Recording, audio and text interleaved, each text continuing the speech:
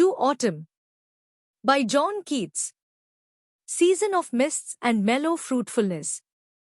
Close bosom friend of the maturing sun, conspiring with him how to load and bless with fruit the vines that round the thatch eaves run, to bend with apples the mossy cottage trees, and fill all fruit with ripeness to the core, to swell the gourd and plump the hajale shells with a sweet kernel to set budding more, and still more, later flowers for the bees, until they think warm days will never cease.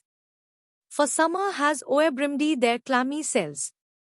Who hath not seen thee oft amid thy store?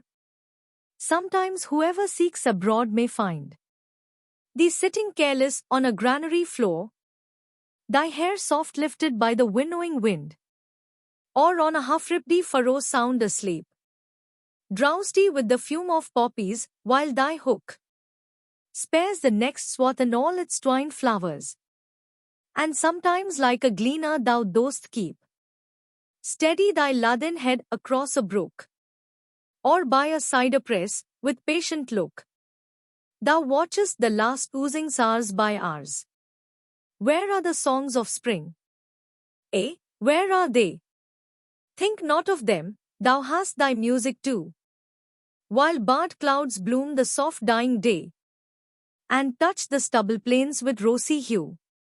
Then in a wailful choir the small gnats mourn among the river sallows, borne aloft, or sinking as the light wind lives or dies, and full-grown lambs loud bleat from hilly bourne.